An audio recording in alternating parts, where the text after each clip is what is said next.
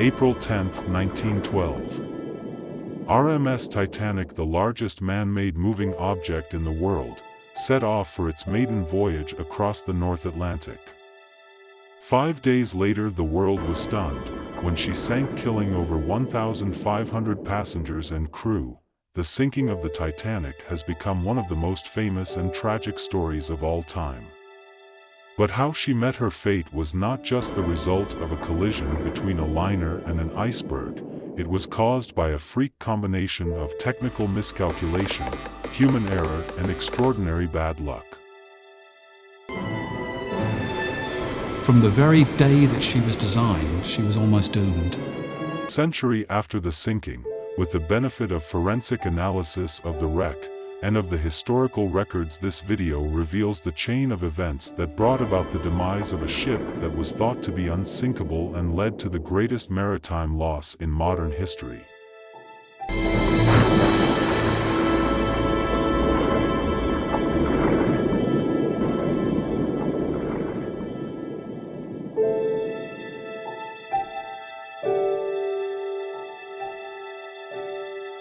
RMS Titanic, world's largest and most luxurious ship in its time, it set out on its first voyage. It was traveling from Southampton, England to New York. All kinds of people were aboard, renowned industrialists and actors as well as immigrants, who were on their way to America, in search of a better life. It was being commanded by the 62-year-old senior captain, Edward John Smith. There was a lot of excitement regarding this ship, in the passengers, public, and the media. It was not only the world's largest ship, around 269 meters in length, and more than 53 meters high. The luxury on this ship was mind-blowing.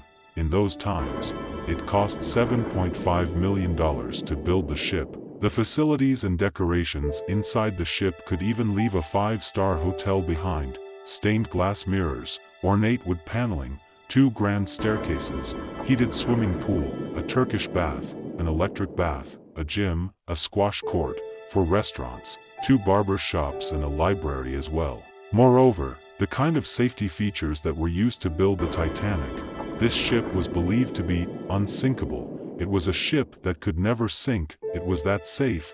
White Star Line was the name of the company that built this ship. The vice president of this company was so confident regarding that, he had come out in front of the public and said that this ship is unsinkable. But 2 days later, after setting out on its first voyage, on April 12, 1912, Titanic began to get its first ice warnings. The Atlantic Ocean that Titanic was crossing in order to get to America was replete with ice. There were mountains of ice, icebergs, that were a danger to this ship. These warnings are not an unusual thing. The ships that sail the oceans often communicate through radio and signal the nearby ships about ice being present in their vicinity and seek caution in their path. After getting these warnings, Titanic changed its course twice to avoid danger, but it did not reduce its speed. 21.5 knots, which is equal to 40 kilometers per hour, it continued its journey towards its destination at that speed. 2 days later, on April 14, 1912, there were 7 more ice warnings, but Captain Smith and his crew ignored these warnings. They did not slow the speed of Titanic.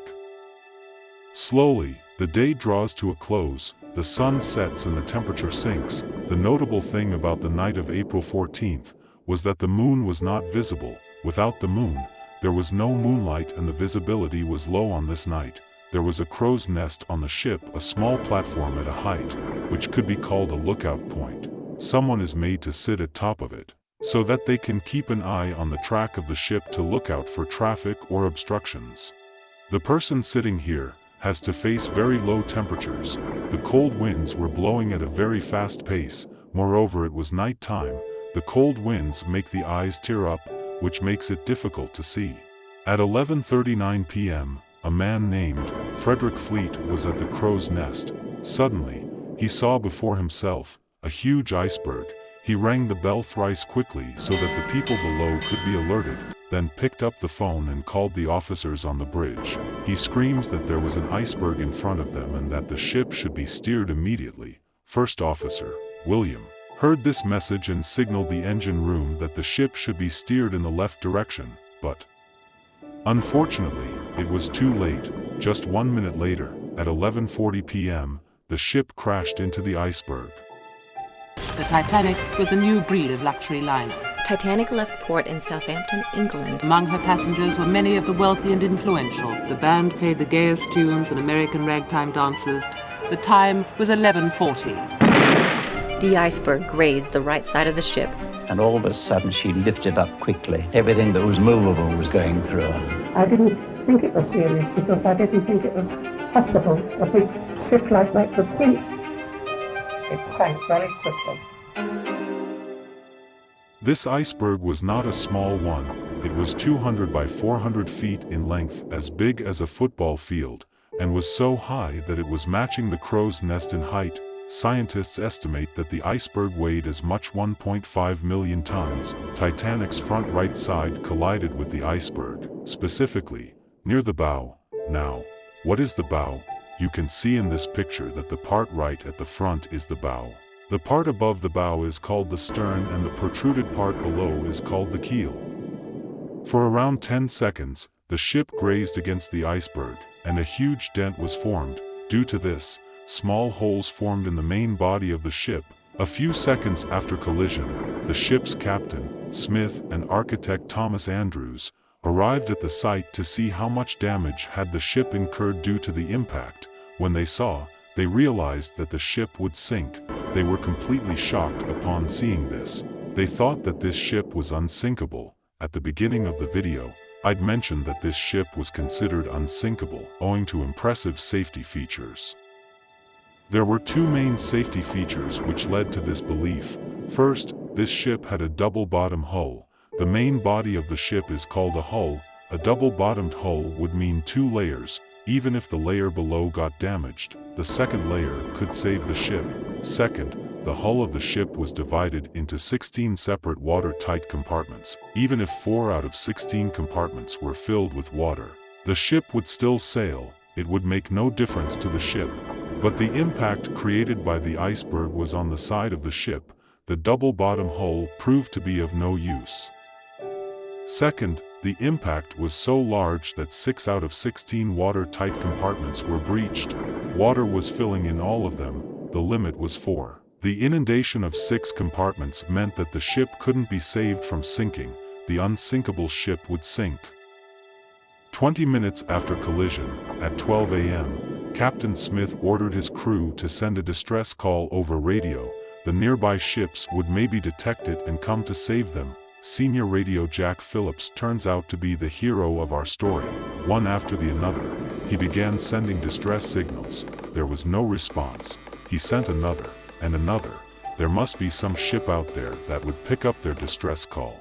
20 minutes later, at 12:20 a.m., there was a ship called RMS Carpathia that was present near the Titanic. It detected the signal. He spoke to the operator of Titanic over radio and directed his ship to move towards Titanic and go save them. The problem was that despite its closeness, this ship was 107 kilometers away. Even if it moved towards the Titanic at its top speed, it would take 3.5 hours to reach the Titanic. Would the Titanic ship stay safe for 3.5 hours? The rest of the crew members lit up flares and rockets in the sky in the hope that a ship nearby would notice them, but unfortunately, apart from the ship Carpathia, there was no response from any other ship. Meanwhile, Captain Smith ordered the evacuation of passengers using the lifeboats on the ship. As per protocol, women and children would be given preference to board the lifeboats. As for the passengers on the ship, they were not that scared. Most of the passengers believed that Titanic was an unsinkable ship. There is no need for worry. After all, the company that put out ads claimed this again and again. So, yes, they might have hit an iceberg, but the ship wouldn't sink. For this reason, the first lifeboat that went down had a capacity of 65 people, but only 28 boarded. Half the lifeboat remained empty as it was lowered. With the passage of time, compartments began to be filled with water one after the other. The ship began to tilt. Gradually, the passengers realized that the ship could indeed sink. When this realization dawned, there was chaos and people began to run around in panic. By 1 in the night, So much water had filled the compartments in the front that the bow of the ship had gone underwater. Due to this, the rear part of Titanic surfaced out of the water. The propellers at the back surfaced out of the water. When the ship tilted to this degree, pandemonium reigned. People began to fight with one another for a seat in the lifeboat. The problem was there was a scarcity of lifeboats on the ship. There were only 20 lifeboats, which could accommodate only 1,200 people approximately, but there were around 2,200 aboard the ship. At 2:05 a.m., the last lifeboat was lowered from the Titanic, but 1,500 people were still on board. In this chaos, some people tried snatching their place in the lifeboats, but some people had accepted their fate and stayed back in the ship. At the end, it was chaotic at the end. Everybody was crying, praying, trying to get into the few lifeboats that were left. No, it was pretty sad at the end. As per eyewitnesses, the ship broke into two halves at around 2:20, and then slowly began to sink. It did not take even 3 hours for the unsinkable ship to sink. Of 1,500 people aboard the ship either drowned with the ship, or the ones that knew how to swim, were killed by hypothermia. The temperature of the water was -2 degrees Celsius. If you fall into the water at this temperature, you die within minutes due to hypothermia. It is said that the captain of Titanic, Edward Smith, stayed at the wheel until the end and drowned with the ship. Some even believe that he committed suicide by killing himself. The ship RMS Carpathia, that had set out to save the Titanic, reached this location around 3:30 to 4 a.m. to save the people on the ship, but it was 1 hour late to save the people who were aboard on the ship, but those who had boarded the lifeboats, almost 705, were rescued. After the disaster of the Titanic, questions were raised, many controversies took birth, investigations were conducted, and some unknown facts surfaced that shocked everyone. How would it feel if I say that there was another ship 37 kilometers away from Titanic that night, which could make it in time to save the passengers of the Titanic? It is true, the ship was SS Californian. 1 hour before the Titanic hit the iceberg, the last iceberg warning was issued by SS Californian. They had warned, watch out. There are a lot of icebergs in the ocean here. After that, at 11:15, the radio operator on the Californian ship had switched off the radio. The Californian ship had stopped for the night and was not moving ahead, keeping the danger in mind. Since the ship had stopped for the night and the radio was off, it did not receive the distress signal. The ship was so close to the Titanic that the passengers on the deck of the Titanic could see the ship on the horizon. When the officers were boarding the passengers in the lifeboats, one officer even remarked that he could see a ship in the distance, and that it would come save them soon, and so there was no need to worry. But this Californian ship did not come even when rockets and flares were lit up. It is reported that after 12 a.m., the crew members on the Californian ship had actually seen the rockets fired from Titanic. They had even informed their captain Stanley Lord, but the captain insisted that it was no distress signal. Rather, the rich men on Titanic who were partying. Had Captain Lord of the Californian ship taken the rockets and flares seriously that night, so many people aboard the Titanic could have been saved. Next morning, when they switched their radio on, they received the SOS calls from Titanic. They reached the site, but it was too late by then. They only saw dead bodies floating in the water. Both the inquiries that were conducted in this matter put the blame on Captain Lord of the Californian. But one single man cannot be blamed for such a huge disaster. Other people were responsible as well, like the lifeboat example I mentioned. There were not a sufficient number of lifeboats, because the company that made the ship thought it was unsinkable and the lifeboats were unnecessary. Apart from that, the captain of Titanic had not even conducted safety drills. A safety drill was to be conducted on the day Titanic collided with the iceberg, but the captain cancelled that because he thought they were unnecessary since the ship was unsinkable. The next mistake was that of steersman Robert Hickens, who was at the steering wheel. That night, when an iceberg alarm was sounded, the officer on the deck instructed that the ship should be turned left, but in panic, Robert Hickens misunderstood the message and steered the ship towards the right. This was the opposite direction, towards the iceberg. By the time he realized his mistake, it was too late. British inquiry also found that Titanic was issued so many iceberg warnings and to proceed with caution, but despite that, the ship was sailing at full speed. Why was that? Why did the captain not slow down? There are many theories behind that. A popular theory suggests that Joseph Bruce, the chairman and managing director of White Star Line, the company that manufactured the Titanic, influenced Captain Smith and pressured him that the speed of the ship be maintained. There was tremendous pressure from the company that the ship had to complete its first voyage in 6 days, so that a record could be broken, so that they could show that the Titanic was not only the biggest and the most expensive ship, but the fastest ship as well.